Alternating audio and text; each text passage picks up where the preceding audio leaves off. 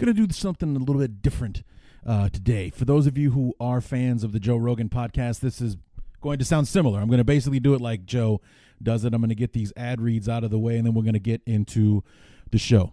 This episode is brought to you by MyBookie. You know, ever since I started up with the Armchair Media Network, you guys have been asking me for advice, and usually it's about on who to bet on. The truth is, I have no idea who's going to win, especially now the football season is over. It's all basketball, hockey, and college basketball and whatnot. But if you think you know, you got to go check out MyBookie. Who you're betting on is just as important as who you are betting with, and that's why I always tell people to bet with MyBookie. They've been in business for years, have great online reviews, and their mobile site is easy to use. So that's why I'm urging you to go to MyBookie. You win, and they pay.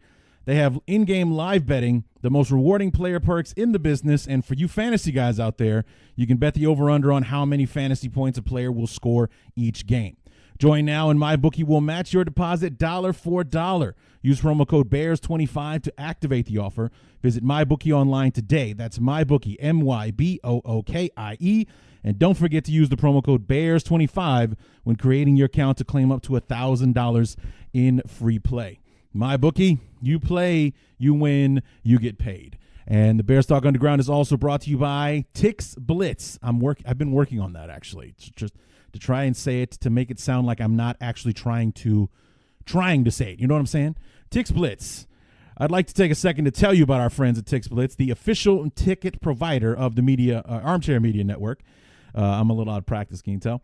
Unlike other ticketing providers, they sneak in extra fees and unexplained service charges. At Tix Blitz, the price you see is the price you pay. Unnecessary fees should not prevent you from seeing the sporting event, concert, or Broadway show of your choosing. They were very helpful in getting KISS tickets. So I'm going to see KISS on March 2nd and again March 10th. Thank you very much, TixBlitz.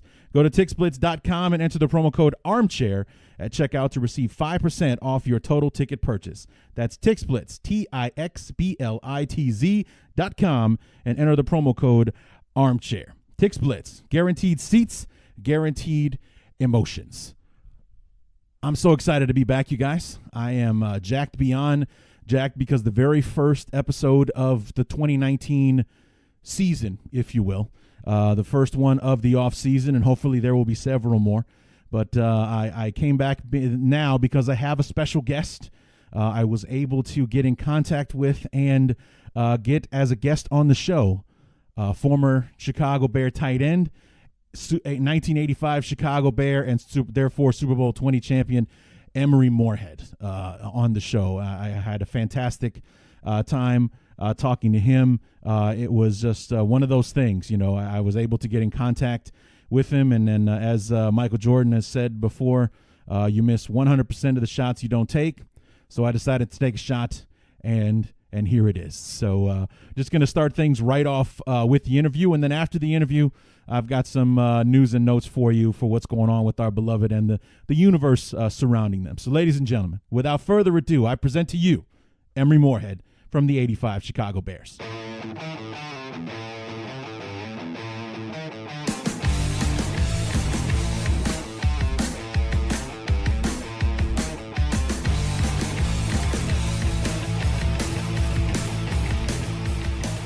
So here we are, first episode of 2019, and what a way to kick off the drudgery that is the long NFL off season than by having my very first player interview, and he's an ex-player, one of the 85 Bears, Emery Moorehead. Emery, thanks so much for coming on the show. It's a pleasure to be our first. Yes, you are my first. Absolutely.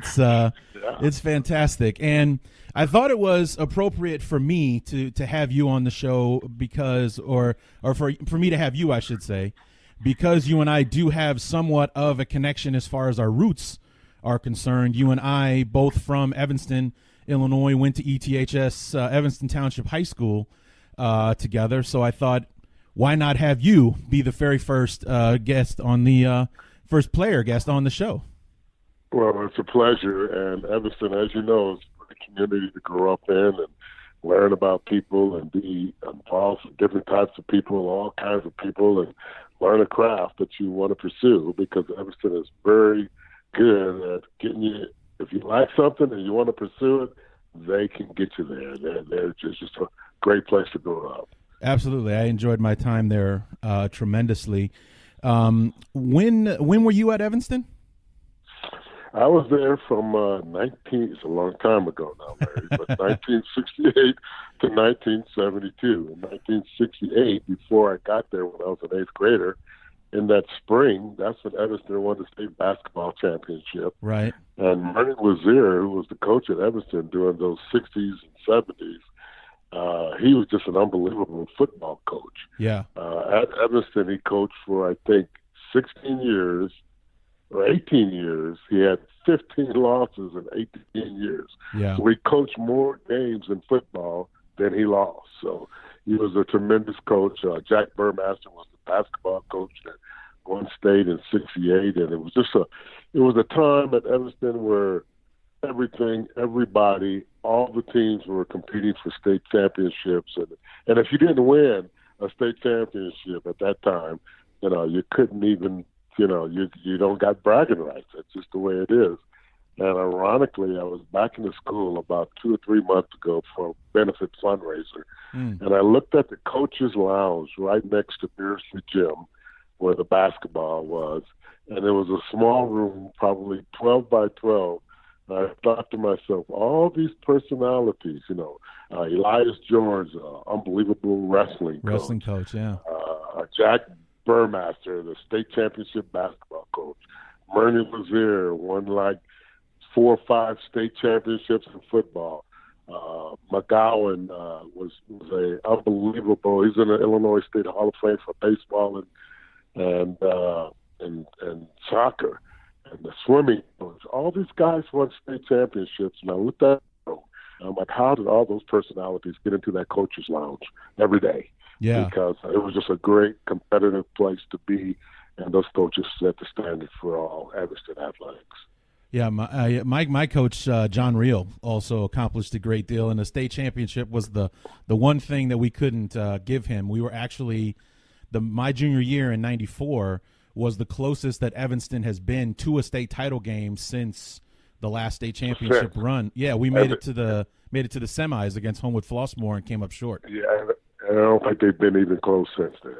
No, I think a couple of years after we had a team in, I think '97. I think a year after I graduated, '97, they had a team that was 9-0. They were ranked nationally, USA Today, the whole 9 yards. But they fell one round short of what we did. They made it to the quarters. We made it to the semis. So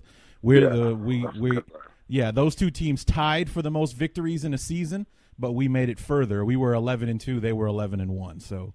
Wow. That's kind of our little claim to fame there. So where did you go to middle school, just so we can kind of narrow this down? Well, I went to the original Skiles, which is now King Lab. Okay. All right. That was a junior high at the time. Skiles was a junior high, and it was 2.5 blocks from my house. Yeah, okay. That's where I grew up, on the west side. Did you go to Dewey? I went to Dewey as well. Oh!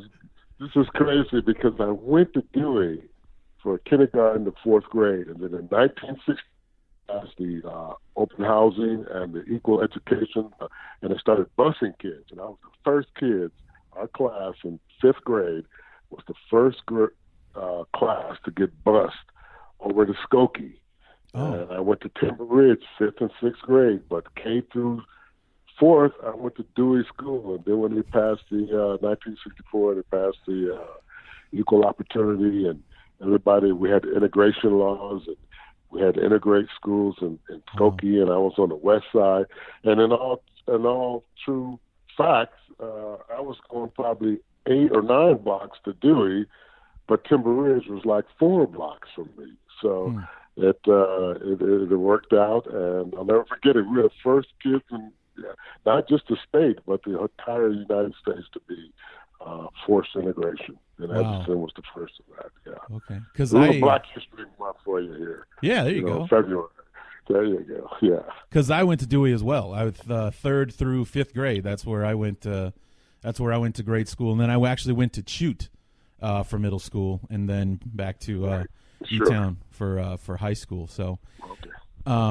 Right. So what position did you play in high school? Because I saw like your first year, or like you were drafted out of Colorado where you went to college as a receiver. So were you a receiver at Colorado, or? Well, I was in Colorado. Well, out of high school, I was a tight end, and then my senior year, we had a junior by the name of Howard Jones, and Howard Jones had made All-State as a sophomore, and he also won the state championship in the 100, the 220, and anchored the 800-yard relay 3 years in a row. Wow. And he was the halfback, and then he broke his arm in a Labor Day scrimmage a week before our opening game, and they moved me into halfback, and I played my senior year at Evanston as a halfback, and went to Colorado in 1972 as a running back, wide receiver. At that time, the country behind Oklahoma, Nebraska. The Big Eight had a 1-2-3 sweep in the national polls before they had national championships. Right. And I went out to Colorado representing Evanston, and then eventually got moved to a wingback, which today would be the hybrid tight end that they use in the NFL and all over. But that's why I got drafted. That's why I got drafted into the NFL as like a running back / receiver, because they didn't really know what to do with me. And then eventually, after screwing around 2 years in New York Giants as a wide receiver, and then my third year I got moved to fullback. Okay. And then got traded to Denver as a wide receiver. And then in 1981 I got cut by the Broncos, picked up by the Bears, and I made it through training camp, and then got released at the last cut. And 7 games into the season, they needed a wide receiver, and I came back to the Bears, returning kickoffs, doing the wide receiver, playing special teams, basically anything they wanted to pay for my family. And ended up firing the coach in 1981, Coach Dick. I asked him, could I play tight end? And I ended up playing another 7 years after that as a Chicago Bears, including Super Bowl 20. So it was a very good run for me, more than I ever expected. I got a lot more than I probably put in, and the rest is as they say. So your time, was that like a big thrill for you? Because this is a time in the NFL where there really wasn't any free agency. If you were drafted by a team, you were pretty much stuck there for your entire career unless you got traded, that kind of thing. And you had an opportunity to go and play for the Bears. I mean, were you like a waiver wire pickup, or were you actually a free agent when you ended up with them? I was a waiver wire pickup, and my quarterback at Colorado was a running back backing up Walter Payton, Dave Wade. Wow. This most famously known for returning the kickoff back Thanksgiving Day in overtime, being the shortest overtime game in NFL history. Right. And he said, you ought to pick up Emery Moorehead. And general manager at the time, Jen Finks, went ahead and did it. And I ended up playing, 8 years for the Bears after 3 in New York, a year in Denver. And, it's just funny how things happen. You just have to be in the right place at the right time. And I was a waiver wire pickup for one coach, and I moved to tight end, and Robin Earl and Bob Fisher and Mike Cobb were the tight ends at the time. And I think they caught 10 passes the whole year between the 3 of them. And coming in from wide receiver, I figured, I might not be able to block as much. And I got there, and all of a sudden, Dick's offense he brought from the Dallas Cowboys really suited me well. And stuff I learned from Coach Lazier at Evanston about the fundamentals of blocking, all that stuff was way more important than catch passes, and ended up giving me a solid position for 7 more years. Yeah, because this was a time in the league where basically running was paramount, and so it was all blocking and tackling back then. So being a Rob Gronkowski back then, being a more of a pass catcher than a blocker was not really a thing in the NFL in those days. Yeah, and then you play for Coach Ditka, and you have a halfback and Walter Payton. Yeah. And the reason that he knew what the deal was when it came to Chicago, we had a best running back in the league, and he knew that. And so first and paramount was always blocking. And again, the fundamentals I learned at Evanston High School, the footwork, the techniques, Dick Every finding those things, it made it easy. And then you got a halfback like Walter Payton where you're not going to tackle him by reaching your arm out and trying to tackle him. So I just stayed busy on those linebackers and kept in their face, and Walter would run through the arm tackles, and I succeeded for quite a while. Yeah, somebody started passing around. It was a video talking about his MVP season back in '77, and just, I mean, he was only a third-year guy in '77, and watching him, the way he ran the football then, watching the way some of these guys ran the football now, Sweetness looked like a savage compared to what those guys. I mean, they're obviously bigger, stronger, faster, but they weren't running as hard or as determined as Sweetness was in those highlights. I mean, the things you look at in film, you watch him do what he did. It was amazing to watch him do his thing. Well, those first 5 or 6 years, I mean, the Bears offense was Walter left, Walter right, passed the ball on third down to Walter. I mean, he was a workhorse. Yeah. And the '77 season, I think he had over 1,850 yards. And just so happened, the very last game of the year, I came to New York to play the Giants. Right. And the one thing Giants held their hat on was defense. And they were not going to let Walter get to 2,000.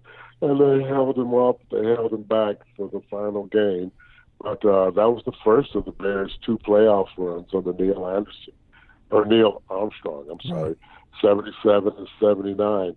And that 77 season was probably the best, all-around season that he had.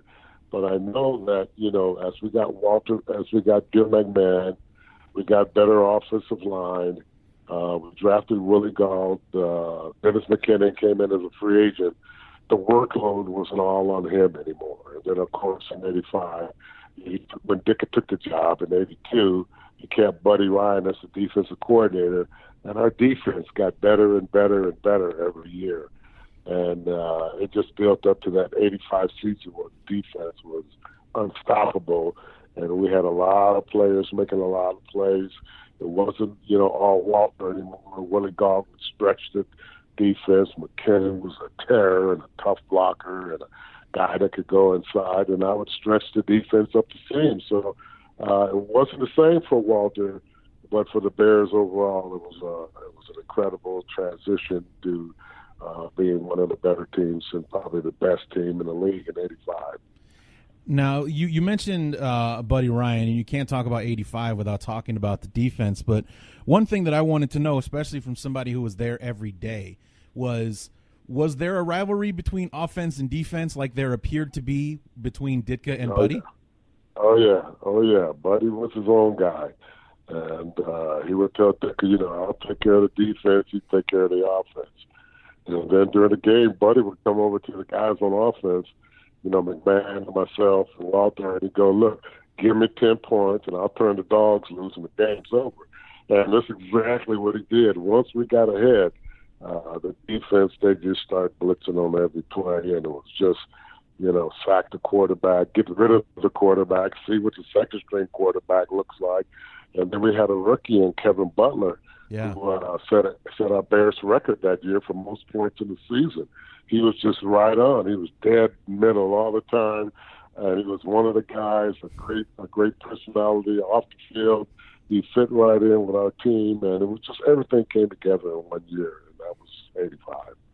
Yeah, '85 was a special year. I was only 7 years old, but I remember a lot of it quite vividly. And one of the things that I do remember was just how alive the city was that year. Like from start to finish, it's like everybody knew that this was going to happen, and it wasn't going to be taken from us in the NFC Championship game like it was the year before in San Francisco. And '85 was it. We lost 23-0, right? In San Francisco, and the fans was yelling at us, "Bring your offense next time! Bring your offense!" Right. And boy, they ran that big lineman in the backfield. And that was the precursor of Fridge running the ball in '85. And, boy, we never forgot it. And that year, I mean, every game we played it as the most important game of the year. And, boy, it was a great year. I mean, when the playoffs started, it was just lights out. I mean, we were going for the jugular on everything, and there was no way we were going to lose after '84 season, being one game away from the Super Bowl. Yeah, it was.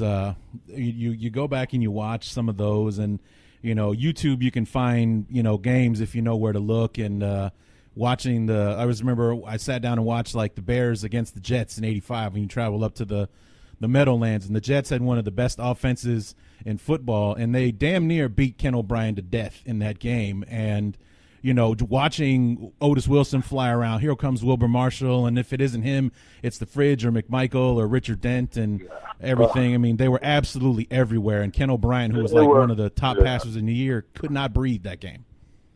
No, the defense was a menace to everybody. And they would just say, we're going to knock the quarterback out and see how good the second string guy is. That was their plan every week. And it worked probably 7 out of 16 games when they got to the second string quarterback. And I'll never forget, I had my roommate in college, Otis McKinney. He played for the Raiders, and we played the Raiders in '84. And they knocked out, I think it was David Hum and then the backup quarterback. And Ray Guy, the punter, had to finish the half. And he said they were fighting in the locker room which quarterback had to go finish the game because neither one wanted to go back in and face the Bears defense. I mean, it was it set NFL records for all-time sacks. Yeah. And if you could think about all-time sacks, just think about how many times they hit the quarterback. Right. They didn't get the sack, and they punished the quarterback. And that was the whole thing. Our defense was rough. And as an offense, we led the league in time of possession. We led the league in running the football. And then we also would get the ball where the defense would create turnovers on the other side of the 50. So it was a great year for everybody involved if you were a Bear fan. Right. Yeah, exactly. And '85 was the first year. That was the year. Yeah, that was the first year that I, as a 7-year-old kid, that was the first year that I was following a team. Then so it's like you probably had your Jim McMahon sunglasses and Super Bowl shuffle jersey and the whole 9 yards. I had it all, man. And I had a bedtime, so I had to go to bed on the Monday night game against Miami. So in '85, I never saw the Bears lose a game, not once, in all the games that I watched, because I didn't get to see the Miami game on Monday night. So the Bears were undefeated as far as I was concerned. Yeah, well, that '85, that Monday night game, it was just one of those games where Don Shula had a game plan to handle our defense. Mm-hmm. And without going into detail, what he did was pretty good. But as NFL coaches do, the next week we copied the exact same plan on offense to get away from the pass rush that Don Shula did. And I give them credit. They beat us that day. We fought our butts off, but they had a plan for us, and they was able to get around the rush. And it changed everything. But, like I said, as most coaches do, when they see something that works, they usually put it in their game plan. We put it in next week and did the rest of the year with it. So we were hoping to get them at the Super Bowl, but they lost to New England. Yeah, they lost to New England. We were hoping to get them back. Yeah, that'd have been cool to be able to right that one wrong on the blemish on the record. Yeah. So. And that was Dan Marino and Duper and the receivers, Nat Moore and Duper, and they were loaded too. Now they have some stuff too. Yeah, and they were also the defending AFC champions. They were in the Super Bowl the year before. Okay, they were good.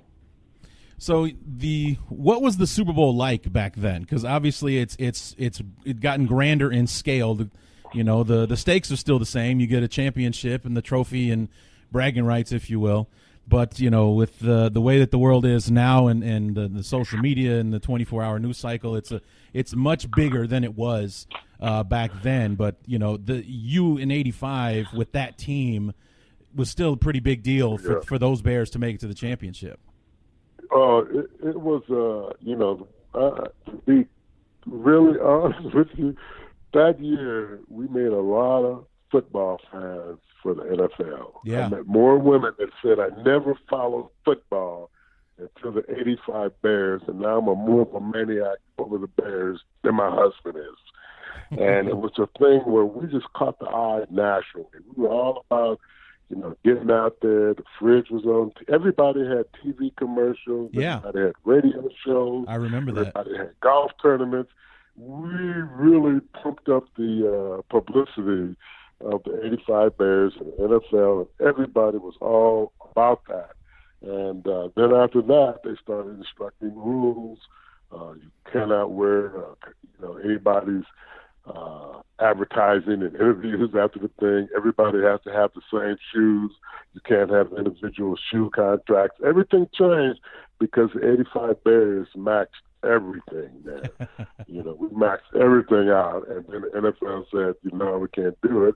And then eventually they got to where teams was the league signed with Nike in the 90s, and then there was Reebok, and so everything changed. The jerseys, they were alternating jerseys. Reebok would have a 5-year career, and then Nike would have a 5-year contract, and then the shoes were all the same. And you couldn't do individually what we did as individually. And the league saw what we were doing, and they capitalized on it, captured it, and sent it out league-wide. So it's totally different. We had a lot more fun. But, of course, after 92, free agency became a thing, and everything was controlled after that. Everybody started making more money, and the league was making more money, and there were all of a sudden there was league caps, and they had to spend this amount of money. The league's totally different today than it was in 1985. Sure.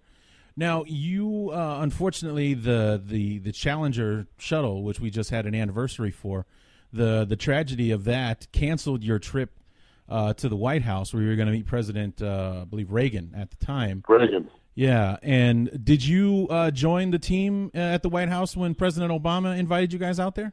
Yeah, everybody came. Are you kidding? Everybody came except for him.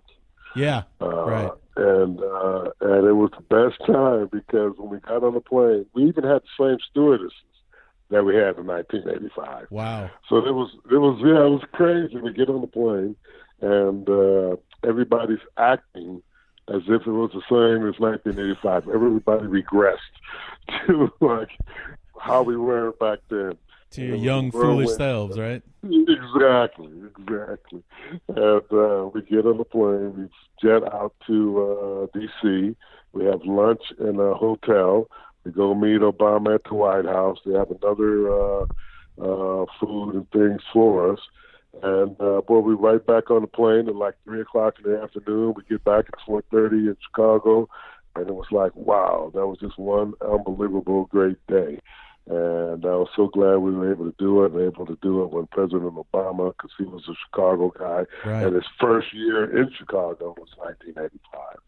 So he was more than happy to host us. Yeah. Okay. Too bad he was a Cubs fan, though. That was the only thing I didn't like about former President Obama. Evanston guy, Northsider. Come on, man. Absolutely. Yeah. All the way. I went my whole life. Come on. He finally won. Yeah. So real quick, We talked about the rivalry that was, kind of carried between the two coaches, between Ditka and Ryan in 85. What changed, if anything, in 86 when Buddy left to go coach the Eagles?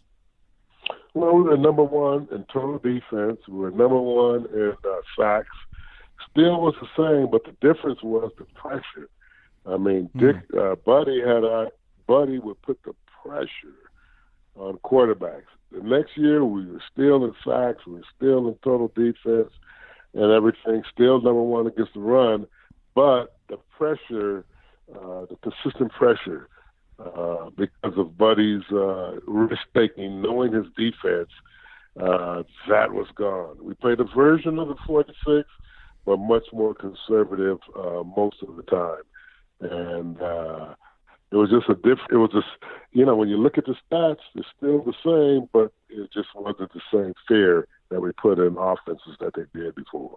Yeah, because statistically they were even better in 86 than they were in 85. Right. The points per game were lower. They had more sacks and things like that, but we ran into the Redskins in the divisional round that one game, and Darryl Green and his disconnected or dislocated rib muscle or whatever on that punt return was the death knell to the Bears repeating in 86.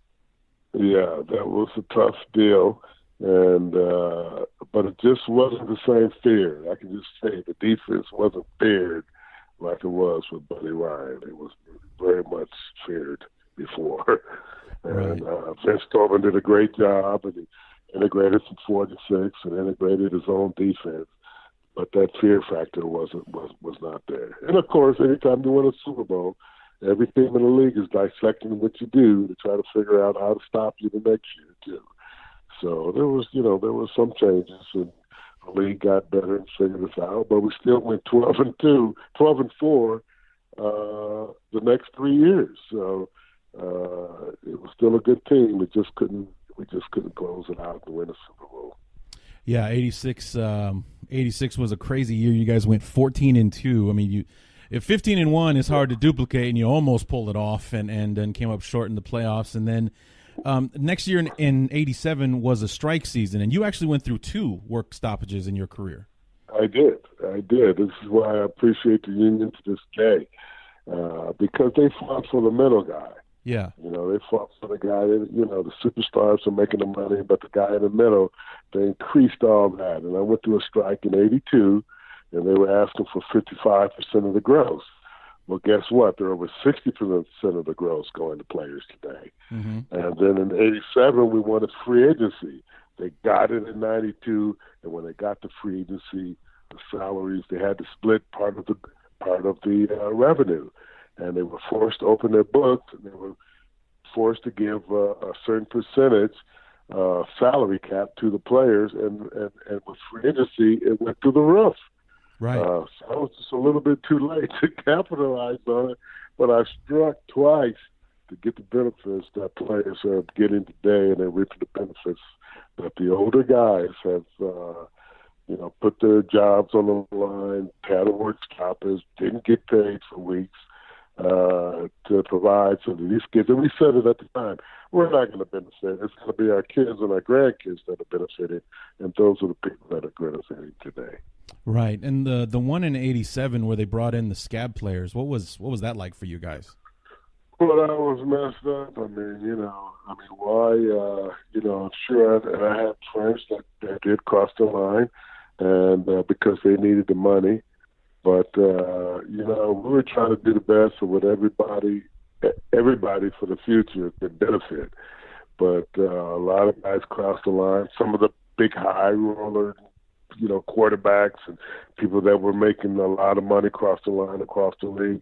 But the Chicago Bears didn't have one player. We were one of 2 teams in the entire league that didn't have one player cross the picket line. I mean, we stayed together solidly. And that's what team is all about, not having people looking out for themselves, looking out for others. And I'm proudly saying that we're one of 2 teams that didn't have people cross the line. Was the other one the Redskins? I was thinking it was the Redskins, but I don't want to go there because I'm 40 years ago or 30 years ago. I can't remember. Yeah. But I was thinking in the back of my mind it was the Redskins, but I'm not sure. Yeah, it was either because they won the Super Bowl both years that the NFL went on strike. They won it in 82.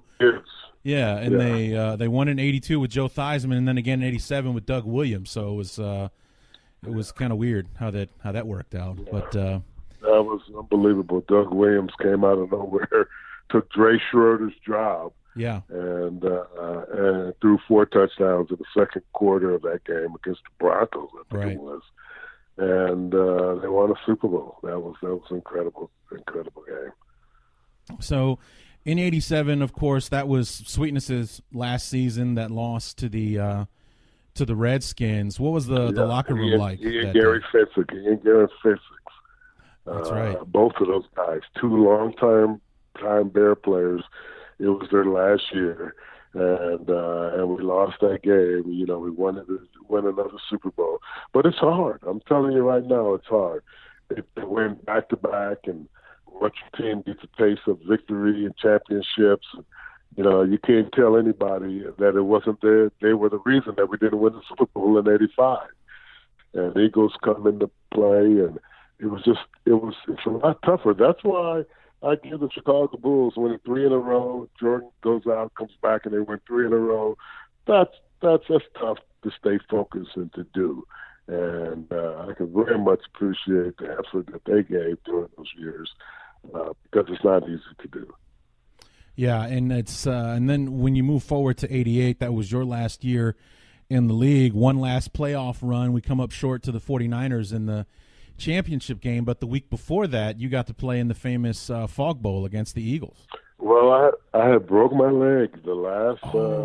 Is that right? I had broke my leg against the L.A. Rams like the first week in December, so I was done, and I was up in the press box, and you couldn't see a thing. I was going to say, so you didn't get to watch the game, yeah. No. In fact, eventually the TV they took handheld cameras down to the field level because that was the only way you're going to get any kind of vision. And you couldn't even at that level, you couldn't tell when a quarterback would pass a ball. By the time it came down in the receiver's hands, you never saw it. Right. I mean, they had an unbelievable team with Randall Cunningham and Keith Byers, Keith Jackson, the tight end, Mike Quick. They had unbelievable offense to go with a very good Buddy Ryan defense. But they couldn't see the ball in the air, and they were dropping passes, hitting them in the chest because you couldn't see it.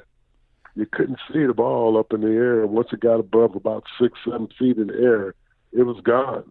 And that was an unbelievable game, and the Bears did win that, but then we lost to the 49ers. It was that old infamous Bear weather game. You know, it was one of those cold games. We thought the 49ers would come in here and lay down. They didn't. They played, they won, and that's another great coach. And actually, that might have been Seifert instead of. No, it was Walsh. That was second. It was Walsh. It was Walsh. Yeah, that was his last year. Yeah. That was Walsh's last year. I mean, Walsh was an unbelievable coach, and Dick and him were very competitive. And he used to always call him the so-called genius. But he was a good offensive football coach. Yeah, the Seifert was the defensive coordinator. He was, and they actually, the Bears and the Niners played earlier in the year on Monday Night Football for an extremely low scoring, but one of the most exciting games I remember ever watching. Just it was one defensive struggle after another. I think the Bears won 10-9 or something like that, and I just remember watching that game as a kid. Yeah, it's ironic that the 49ers were known as an offensive football team, but their defense was always fourth or fifth in the league, but never, the offense was what, to the people, is what the 49ers were all about. And the Bears were just the opposite. They were always number one in defense, and our offense was fifth or sixth every year. And but it was known for the defense, so it was a great matchup. So '88, that was it for you, correct? That was it. My last year, I retired. I sold real estate. Started selling real estate in 1986 after the Bears won the Super Bowl in Northbrook and Deerfield. At that time was Koenig & Stray, which is today is Berkshire Hathaway. And I sold real estate for 27 years for the same company, and retired 5 years ago. Nice. 2013, over 5 years ago, and I've been retired and spent time between Chicago and Colorado. Nice. Yeah, did the NFL have things like they have now, programs to either prepare you for life after football, or like, because I know they have like the rookie symposium where they tell them how to take care of their money and stuff like that? In fact, I am a board member of the Gene Upshaw Player Assistant Trust, which is a committee out of Washington, D.C. with the NFL Retired Players Association, the NFLPA. And we give money out to players that are in need, players that can get up to $15,000 as a one-time grant to pay for bills and education. And all of these things have come in the last 10 years. And I'm proud to say I've been a part of it. All these things, when they did their last negotiation in 2011, the NFL gave the Players Association a huge amount of money, and they said, "This is the money. You figure out how you're going to spend it." And they spent it on retirement benefits for active players, 2-to-1 matching 401ks, the education portion of being able to go back to college. They spent it on a lot of benefits for the players, and then they gave some money to retired players as well. And, this committee I'm on, it gets half of the fine money for every NFL player that gets fined by the NFL, so we can afford to give these grants out to players that are in need, and then also to give grants for players that have foundations. We give up to $20,000 a year for players that have grants for foundations. We give those grants away to help them work in the community. So, I'm just glad to still be kind of affiliated a little bit with the league in that respect. Awesome. That's fantastic. So real estate, that's what you got into. What did you go to school for in Colorado? Actually, I went to school for communications, radio and TV. And when I got ready to retire, I interviewed with CBS and NBC. I was doing some weekend work, not weekend, but after the game work with both channels, summer internship.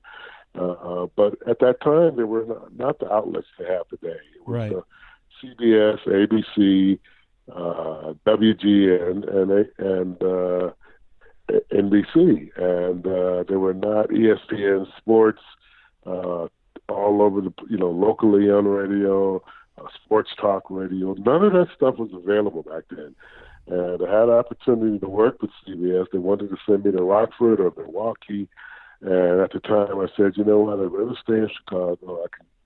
I'll do the real estate and I'll be around.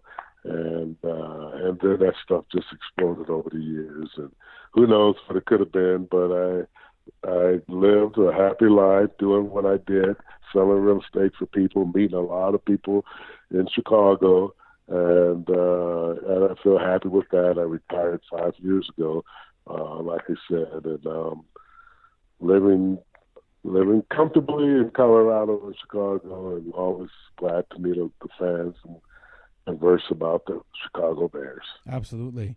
Now, part of your post-football life was watching your son Aaron Moorehead grow up, who went to Deerfield. How did that happen? Well, I was living in Deerfield when I played for the Bears. Okay. So he grew up in Deerfield. And my wife did not want to go to Evanston, so we moved to Deerfield, which was, close to Lake Forest, close to Evanston, Chicago. Sure. And he ended up playing at the University of Illinois. Another great story. He played for a 5-4 team at Deerfield. All they did was run the ball. He was a receiver. He walked on to Illinois and got a preferred walk-on through my former teammate, Leslie Frazier, who was the defensive back coach down there. So he got up there. He earned a scholarship, ended up starting for 2 years, and got benched his senior year, and didn't get drafted, didn't get invited to the combine. And he walked on at the Indianapolis Colts as a free agent and made the team and played 5 years there, won a Super Bowl, and now he's coaching. He's at Vanderbilt coaching wide receivers. He's been coaching for 9 or 10 years in college football. And it just goes to show you, if you believe in yourself, he walked on to Illinois. He's a free agent with the Colts. He won a Super Bowl. So anything can happen if you believe and work at it. You got to just believe in yourself and work at what you want to do to get better and do more than everybody else is doing, and you can be successful. And he's a perfect example of that. Now, did Aaron, by any chance, did he play varsity his sophomore year in at Deerfield? At Deerfield. No, he was sophomore team, freshman, sophomore, and they didn't bring people up as much as they do today. No, the reason I ask is that when I was looking up Aaron's career, I saw that he was born in 1980, which means he's only 2 years younger than me. So if he had played varsity his sophomore year, he and I would have played against each other my senior year at Evanston. So I was just wondering. He started school a year early. He was a young kindergartner, so he was a young kindergartner. He was the youngest in his class at Deerfield. Yeah, he was a 17-year-old graduate, I think. So was it a bittersweet thing when your son makes it to the Super Bowl, which is every football player's dream, but he does it against your team and the Bears? Well, you know what? I told him, and everybody asked me. I'm like, you know what? I know how hard it is to get there, and when you get there, you got to win. So I'm pulling for my son. Right. As opposed to the Bears, I said I pull for the Bears every game, but there's one game I'm pulling for my son, and because I know that once you get there, it's not easy just to get there, let alone win. And you better win it when you get there, because our team's the perfect example. There's no guarantee you're going to get back again. Yeah, I mean that conference championship Sunday had to be quite a roller coaster for you. The Bears and the Saints kicking things off, and the Bears win. So, oh great, my old squad makes it, and now I'm watching my son. And the first half of that AFC Championship game, the Colts are down 21-3 at halftime. They had that interception that went back for a touchdown. They're kind of like, man, the Patriots is going to walk away with this thing. Then the second half happens, and Peyton's doing his thing, and the Colts end up making it, and it was a crazy Sunday. I know, but I was just getting ready to say, but I watched a lot of the Colts game, and I got a guy by the name of Peyton Manning, and you're never out of it. You're never out of it when you got Peyton Manning. That guy is unbelievable.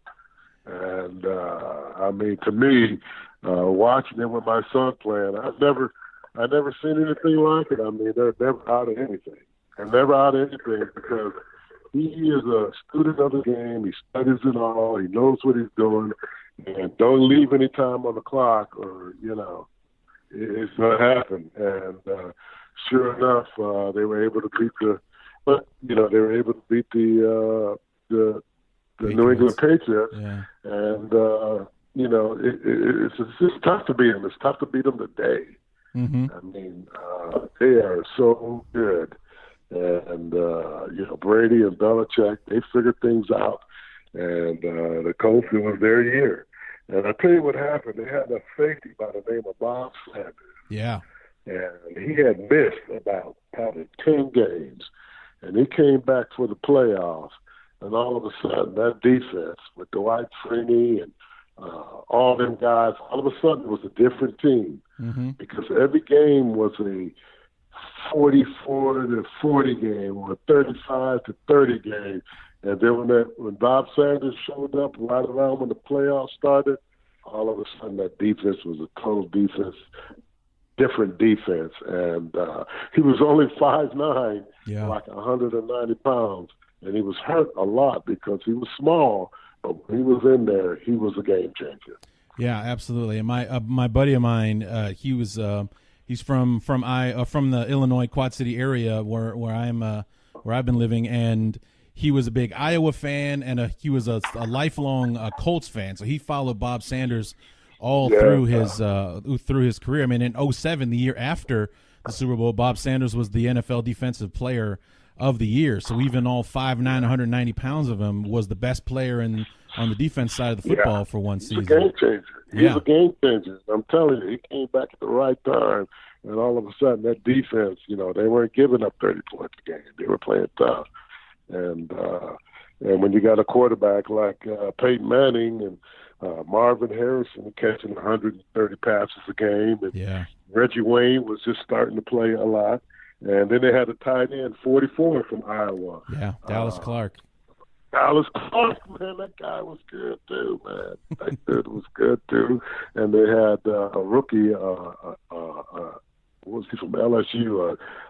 Joseph Adai, Joseph Dye, and they gave up probably the Hall of Famer Edgerrin James, running back Edgerrin James. So, I mean, they were loaded. They were loaded team, man. And like I said, when you get there, you gotta win because you never know when you're gonna get back. And that team was as good as any, and they never got back. That particular team. Yeah. So, what do you think of the Bears as they are now? I mean, did you see 12-4 coming out of the team that was, No, anybody that said they saw 12-4 is lying. And it's gonna be tough to be 12-4 next year because they're gonna have a tougher schedule, and they lost the defensive coordinator, who's out here in Denver right now as the head coach. Yeah. And that guy knew what he was doing, and he made that defense. People out here in Denver always ask me, who is? I was like, look, I said he took over the Bears defense. They were like 28th in the league. The next year they were 18th, the first year. And the second year they were top 10. And last year they were like one of the top 2 or 3 defenses in the entire league. Yeah. They're going to miss that guy. I mean, they're going to miss him. There's no doubt. It's going to be a different team next year, and with a tougher schedule, that's why I was hoping this year they were going to go some places, because there's no guarantee for next year. It just isn't. And, there are a lot of things, and they were healthy. Usually the healthiest team gets to the playoffs and wins it, because when you have to play with 3 or 4 guys you weren't counting on coming out of training camp to be starting, sure, you might get a surprise out of 1 or 2, but once you start getting more and more into the depth of your team, you better have good depth, because most teams don't go through the year playing with the same lineup they started with, health-wise. Yeah. So when you get a chance and you get there like the Bears did last year, they should have went further. I'm kind of disappointed in that, and there's no guarantees that next year they're going to do the same as they did this year. I wish they will, but, I watched a lot of football in my life, and it's just no guarantee. Yeah, no, I know exactly what you're talking about. But speaking of injuries and having to count on guys you weren't counting on at the beginning of the season, when you go back and you talk to, or in my case, reading interviews or watching videos of the 85 Bears, talk about why wasn't this team was built to be a dynasty with the talented. We had 4 or 5 Hall of Famers on the team. When we asked them why didn't it happen, one of the big reasons was because McMahon unfortunately couldn't stay healthy. Because he couldn't stay healthy the next 2 years. I mean, we were bringing in people every week to play quarterback, and at the end we had a 40-year-old Greg Landry from Detroit who had been retired and came back, and we were just trying to get. We had Doug Flutie, we had, and what happened, McMahon got hurt, and then our backup, Steve Fuller, got hurt. And so, we were hurting at the quarterback position, and that meant a lot. And, it's just hard to repeat without that consistency. Yeah. And he was the leader of the offense. I mean, by no means. I mean, Walter was a great player and a leader, but I tell you what, it was McMahon that carried that team, emotionally through every year. He was the heart and soul of that team. Walter was a great player and a great halfback and a great, he was Walter, but McMahon was the one that kind of catalyzed that whole offense. And when he wasn't there, his leadership was missed. Absolutely. And one thing that I've heard over and over, there was a story that did get told on the 85 Bear America's game when they recapped the season about what a big prankster Walter Payton was. Did he ever pull anything on you? No, I was already in my 5th year by the time I got to the Bears, so I was fully aware of his antics. And, he might have pinched me on the ass a couple of times and slapped me. I'm telling you, it was the hardest pinch and slap you ever felt. But, the pranks were for the young guys, and, that was his thing, throwing them 80s in the rookie locker room right when they're getting ready to come out, 2-a, second session, 100 degrees, nobody wants to be out there. And Walter would throw them 80 into the locker room. Bam! Everybody's scattered all over the place. And he just was, that was just a way to loosen people up, man. The tough summers, and summers are tough, not like they are today.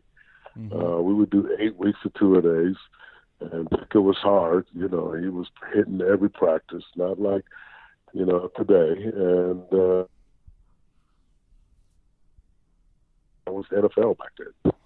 Let me ask you real quick about that. Was, as a Bear fan, following the team as closely as I do because of the podcast and everything, one of the great things about this season, you even mentioned it a minute ago, was how healthy we were. When the 3 years previous under John Fox and even before under Trestman, we basically led the league in injured reserve. And a friend of mine and I kind of had a theory about why that possibly was, aside from just pure dumb luck and it not working out for the Bears, was because with that new collective bargaining agreement back in 2011, they pretty much eliminated contact in practice. So we were thinking like, are these guys getting hurt because they're not practicing football in football practice? You know, like going through the motions and doing, hand touching stuff. I'm 100% behind that theory. I'm 100% behind it because you can only hit 16 days in 18 weeks, Larry. Yeah. Less than 1 day a week during the season. And then training camp is no more than 2 a day. So when you get to the game and everything is full speed, and these guys are huge and fast and strong, you're going to get hurt. Your body has to build up a tolerance to the contact, in my opinion. Yeah. When you're hitting every day, your body's used to the shock. It's used to the physicality of the game. And when you go in there on Sunday and you run out there and all of a sudden, everything's 100%, and your body's not 100% used to that, it's not going to work. And I think you see it by the injuries today. It just happens all the time. And I'm 100% behind the theory that people need to have a little bit more contact during the week to get ready for Sunday, and especially in training camp. Yeah. Yeah, I mean, I just because I used to get into arguments with people who would like to just put it all on the whole, they don't make them like they used to thing, and it's like they don't treat them like they used to. They're I hate to use the word pamper, but compared to what 2 days in practice, 8 weeks in a row, compared to what they do now, like these guys aren't as ready as those players used to be. No, your body physically cannot be ready the way it used to be.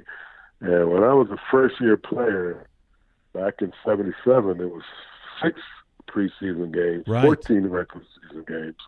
And so we had 9 weeks of 2 a days, man, over 2 months worth of 2 a days every day. And now it's like 3 weeks, and you can't hit only once a day. You can't have pads every day. It's like a walk in the park. And, but it's different circumstances. Everything's so different today. The salaries are different. The whole salary cap structure is different.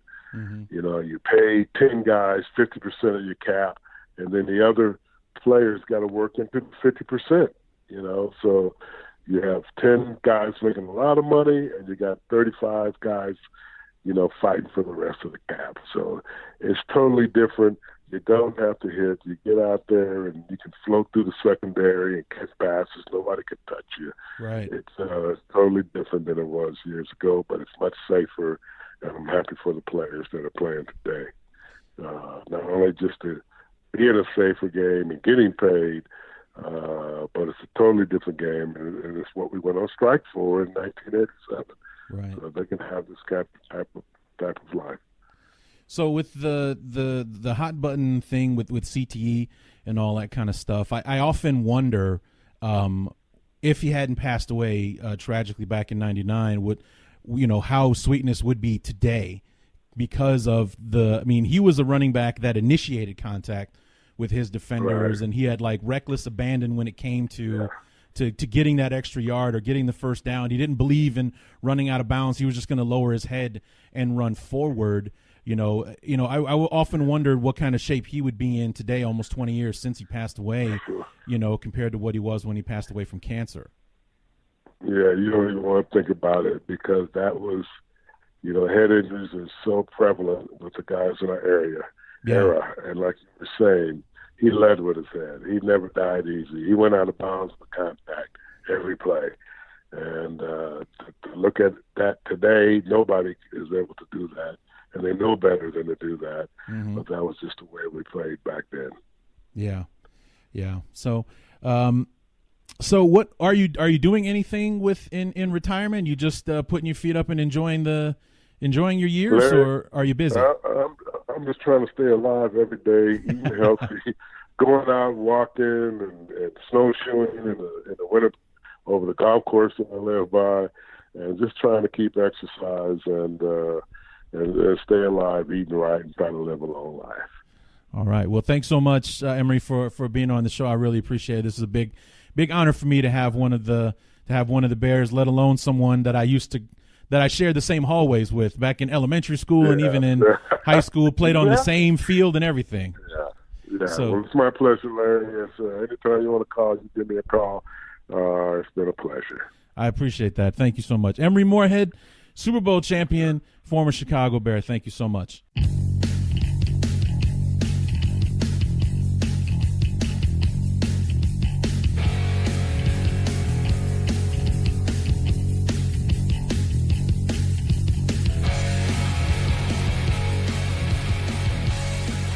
Remember, guys, promo code BEARS25 to get up to $1,000 in free play at MyBookie, and a promo code ARMCHAIR to get 5% off your ticket purchase at TixBlitz.com. How great was that?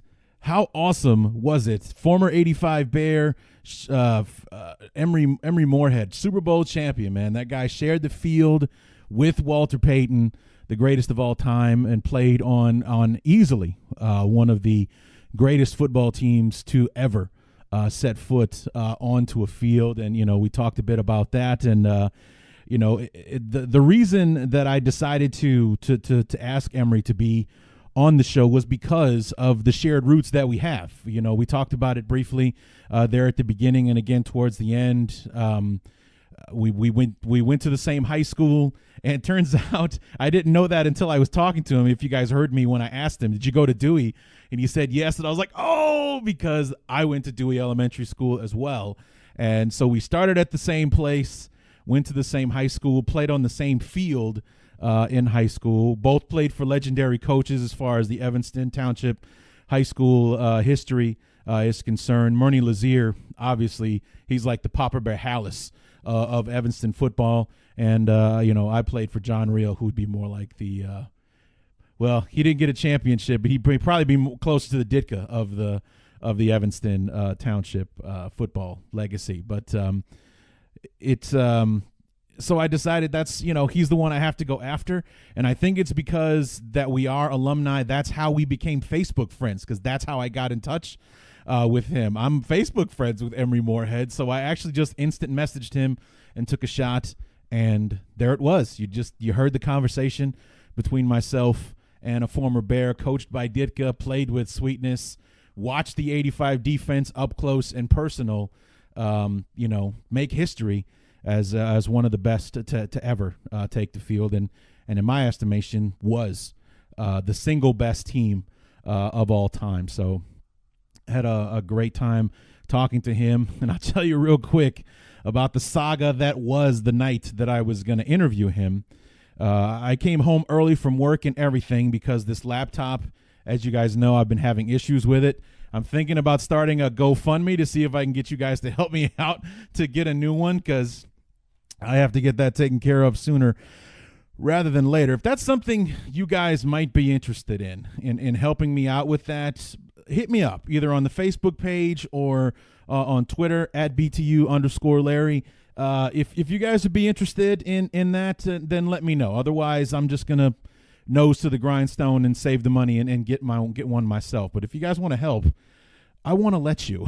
So anyway, I came home early from work to get ready for the interview, and I got everything prepped up. I got all my questions typed out, and so I have them there in front of me for reference and everything, and decided that, okay, one thing that I like to do before I do interviews, whether it be during the season or whatever, is reboot the computer.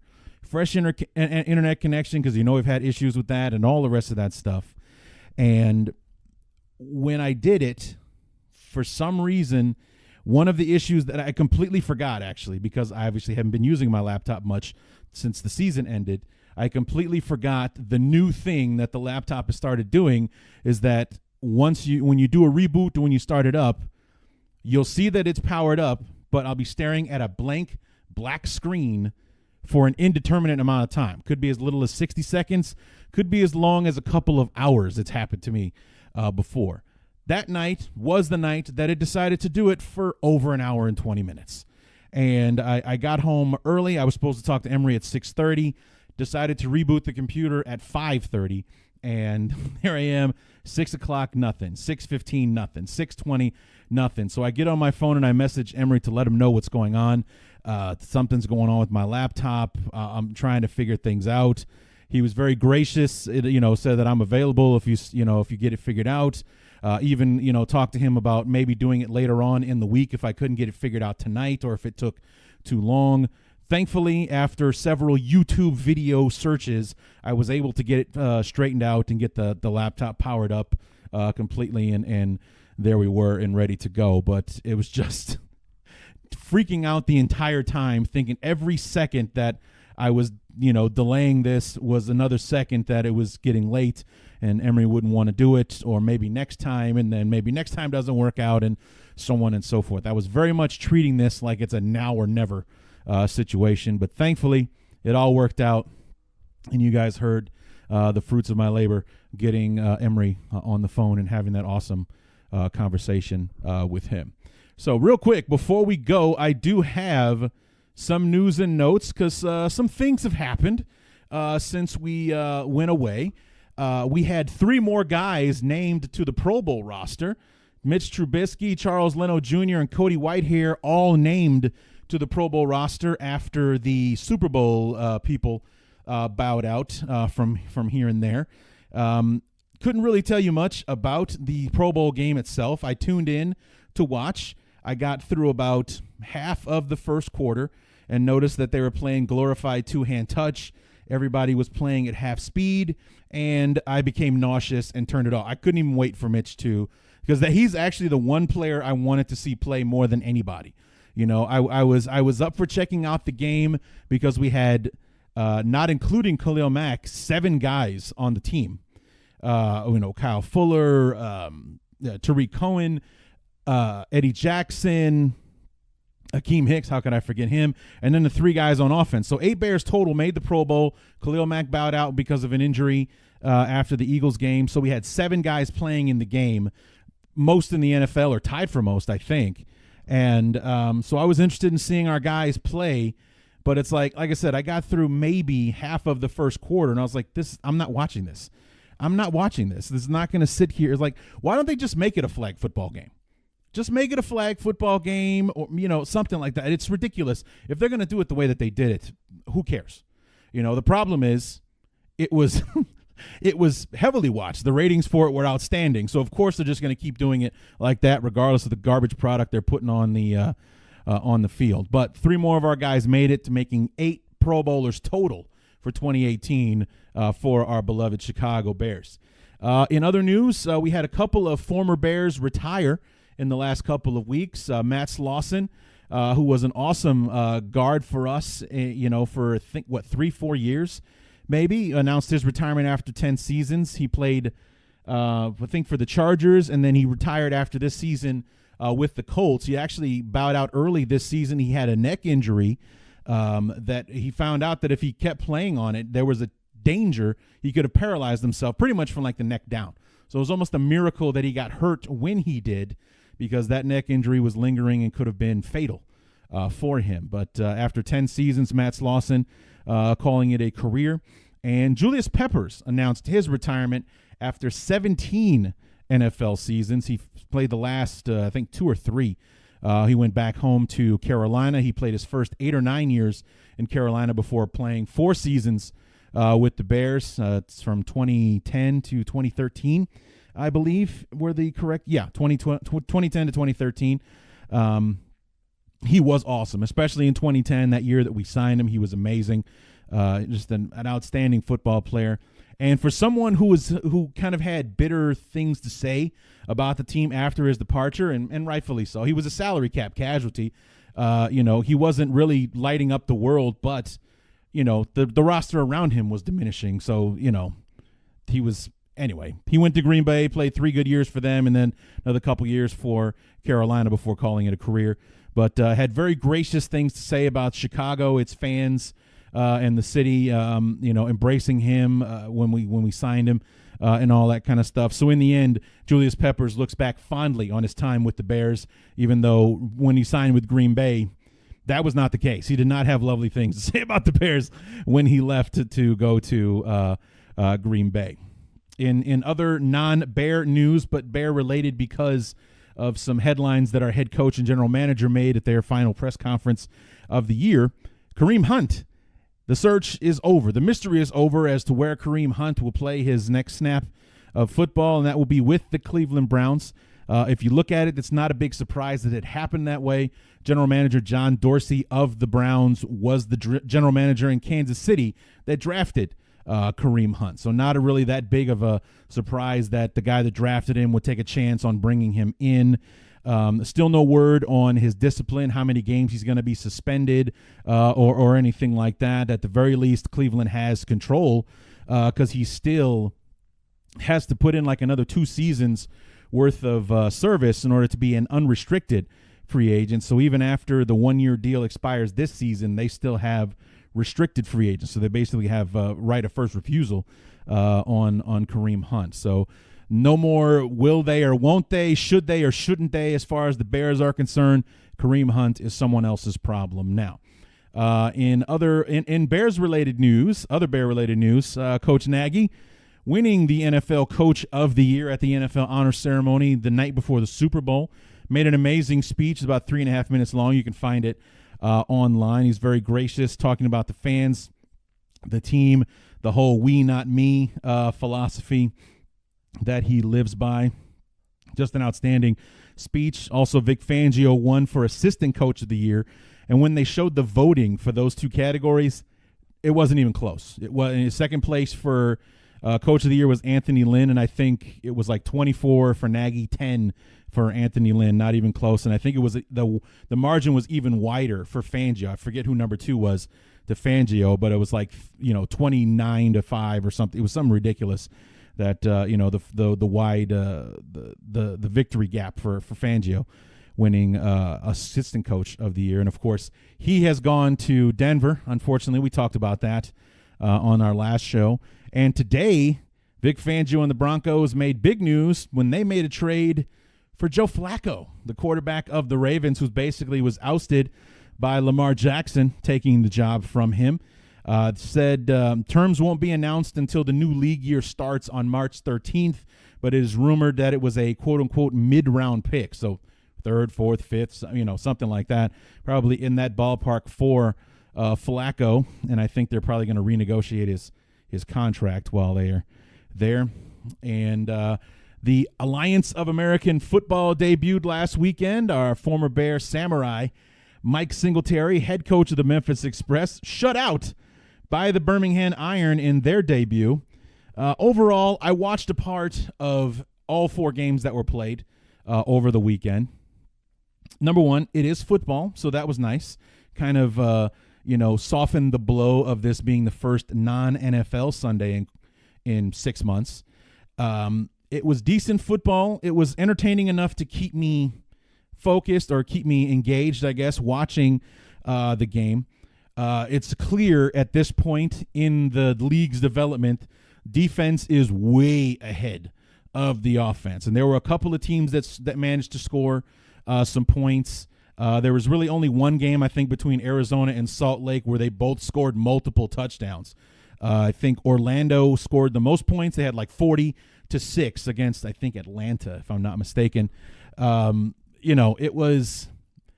It's going to be a while, I think, before we get coordinated shootouts like we have in the NFL. It's mostly the defense is ahead of the offense. Those guys were teeing off on each other. The offensive line play was not very good, especially when it came to pass protection and protecting their quarterbacks. Just about everybody was under fire most of the time when they went back to throw. So that's probably going to come over time. As these guys get back into playing and so on, and getting to know each other and their offenses and things like that. But right now, defense way ahead. So early on, I think in the development of this league, you're going to have to be patient, waiting for the offense to catch up to the defense. But it was pretty good. No extra points and no kickoffs. No extra points I can deal with. The 2-point play being mandatory, I think, is fun. But no kickoffs, it just feels like it's missing something. It feels like it's missing something. They got rid of the kickoffs as a safety issue and because of the running and the impact and whatnot. Then why not? Why not just line it up as a punt? Wherever you kick it off from, have the guy snap the ball to the punter and have him punt, and then, because right there in a punting formation, the guys are blocking. You have guys blocking on the line of scrimmage, and got gunners and runners and stuff like that. The impact and the hits and things are not there. And it's a kick, and, there's something to kind of get going the momentum of the game. It's just a very flat start without kickoffs. So I've heard some people saying, they didn't miss the kickoffs. Personally, I did. But that's just my own taste. They'll be back on Saturday over a variety, and I think they got games on TNT and the NFL Network, maybe CBS Sports Network, that kind of thing. So basically, if you want to find a game, you gotta keep your eyes on it. Just out of principle, I'm supporting the Memphis Express, even though they're the only team in the league that did not score a point this weekend, because of Samurai, and also because of me and my uniform snobbery. I like Memphis's helmets more than anybody else in the league. Not really crazy about their road uniforms. We'll see I think they're at home this week, so maybe they'll have a better shot at sucking me in on that one. But love their helmets and their helmet logo. But, yeah, not really a big fan of the uniforms league-wide at this point. And I know that you guys were dying to know that. So, finally, the big news regarding our Bears and their schedule for the 2019 season. The Bears, no surprise, were in big demand by the various networks for big games this year. The Bears playing the NFC East, also a big reason why they're going to be in high demand. Their first place schedule, playing the Rams and the Saints this year, put them in high demand, and the fact that when the Bears are successful, the NFL is all over it. So you expect to see the Bears all over the place. We already know that they're playing in London against the Raiders at some point in the season. Rumor has it the Bears will be playing the Lions on Thanksgiving again, probably on CBS or something like that. And right now, they're looking at 2019, which is going to be the 100th season of NFL football, as well as the 100th season of Chicago Bears football. They're looking for the first time since 2006 that it will not be the defending Super Bowl champion to host the kickoff game for 2019. Rumor has it, and smart money is it being Bears-Packers on Thursday night, September 5th, to kick off the 100th season of NFL/Bears football in 2019. So that's very exciting that the Bears will be up first against Green Bay. And what a way to kick off the year, but to bury our foot in Aaron Rodgers' ass on national television for the whole world to see. I mean, that would just be fantastic to just further get into Green Bay and show them who the boss in the NFC North is now, and for the whole world to be able to see it. Because the Bears beating Green Bay Week 15 was a regional game, started at noon. No. Get him back on national TV and hand Aaron Rodgers his ass on national television to right the wrong that was last year's Week 1 loss. So, yeah, I think that's everything I got. So, feels good to be back. I'm working on some ideas on doing some other shows to be back between now and our free agency preview, which is actually less than a month away. And, the Bears don't have much salary cap space. I think just over 20-something million, and that's before if we make any salary cap cuts this year. There have been some rumors, ones that I'm not fans of, quite frankly. Or read an article saying Kyle Long would be a good salary cap casualty. And while I can't argue with the whole injury history recently, I do not like the idea of playing an entire season without Kyle Long. Another one that I saw that I absolutely was like, what? Was Danny Trevathan.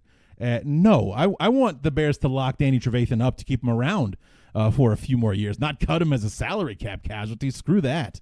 So, but there's other people that can be trimmed. Unfortunately, somebody like Sam Acho might be expendable at this point. Deion Sims, he's most likely definitely gone.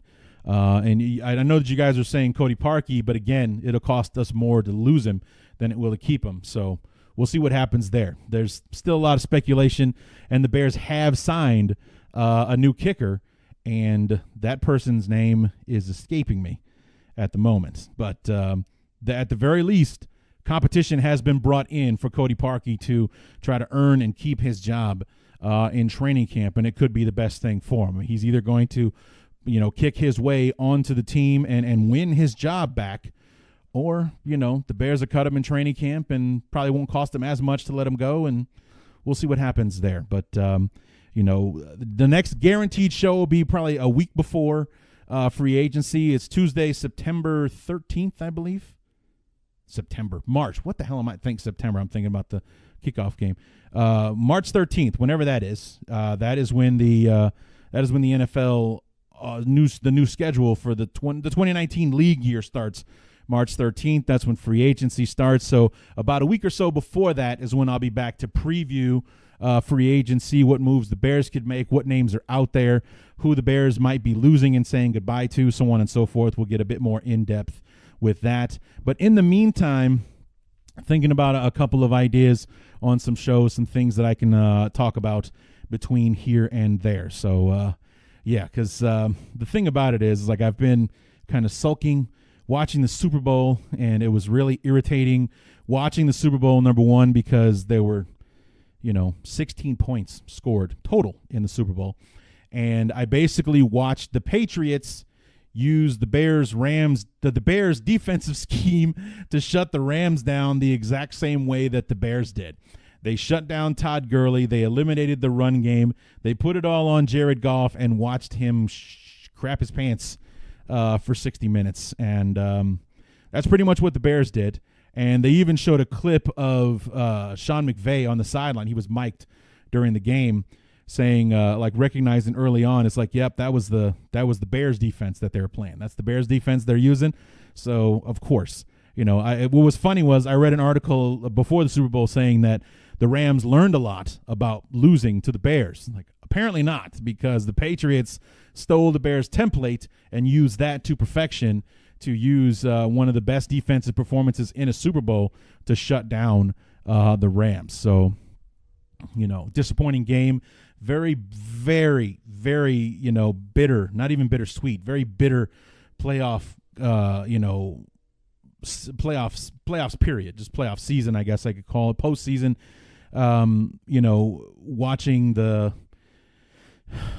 Rams beat the Cowboys by rushing for 200-something yards in the game. No way in hell did they do that against the Bears. And then the Saints were nothing special in their two victories. The one over the Eagles almost beat them. They were driving to beat the Eagles before Alshon crapped the bed there and let the ball slip through his hands. Surprise, surprise, routine catch right through his fingers. He should have thrown it to where Alshon couldn't get to it, so he could dive and catch it with one finger, and then it would have been an awesome catch for Alshon and a first down for the Eagles. But instead, routine catch slips right through his fingers, an interception, and ball game for the Saints. And then the NFC Championship game, and the hit that wasn't called, and the Bears, I think, would have run right through the Saints. I know they would have run through the Rams. And then, who knows? Honestly, could they have beaten Brady and Belichick in the Super Bowl? Man, those guys are tough in the Super Bowl. But, I would have loved to have seen it. I would have loved to have seen it, man. That would have been something to watch Mitch Trubisky do his best to outgun Tom Brady in the Super Bowl. That really would have been something to watch. So, hopefully it is something that we get to see in the future, a year from now, talking about a Super Bowl victory and whatnot. But we'll just have to wait and see. 6 stinking months until the season starts again.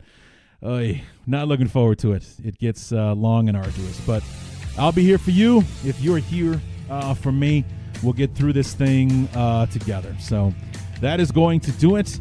I will be back.